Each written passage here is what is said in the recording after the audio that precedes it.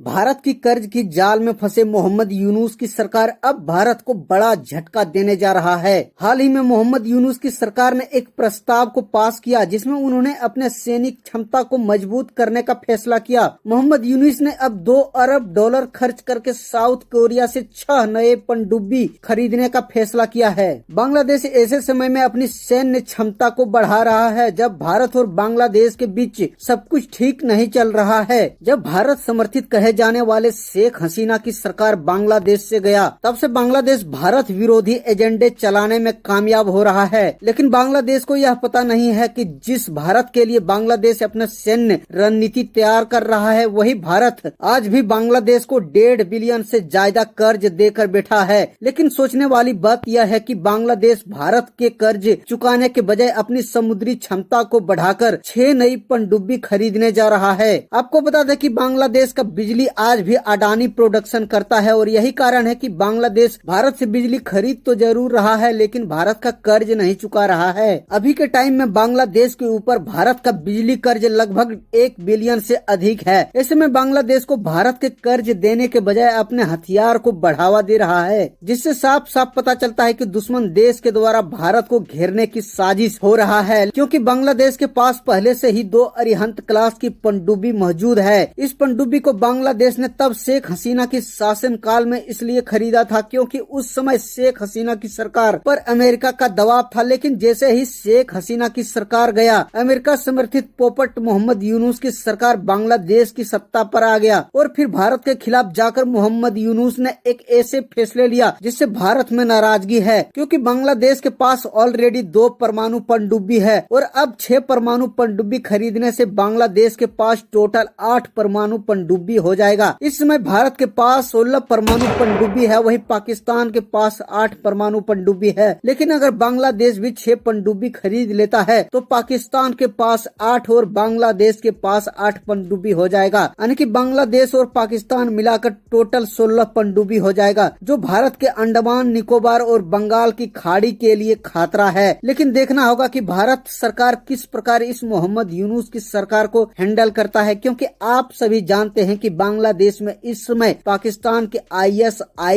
Active है। यही कारण है कि बांग्लादेश भारत के इतर जाकर कई भारत विरोधी फैसले ले रहा है, जिससे भारत को बंगाल की खाड़ी में नुकसान पहुंचाने की संभावना है। इसलिए भारत कड़ा एक्शन लेते हुए बांग्लादेश को बिजली उधार देना बंद कर देना चाहिए। अगर बांग्लादेश को भारत बिजली नहीं देता है तो फिर बांग्लादेश का इंडस्ट्रियल एरिया पूरी तरह से तबाह हो जाएगा, जिस कारण बांग्लादेश की इकोनॉमी ठंडी बस्ती में चला जाएगा और फिर बांग्लादेश के पास अगर पैसा नहीं होगा तो वह इस प्रकार के आधुनिक हथियार नहीं खरीद पाएगा। हालांकि देखना होगा कि भारत सरकार इसे किस प्रकार से लेता है और बांग्लादेश के खिलाफ किस तरह कठोर कदम उठाता है। हालांकि आपका इस पूरे वीडियो पर क्या प्रतिक्रिया है, कमेंट बॉक्स में जरूर बताएं। जय हिंद।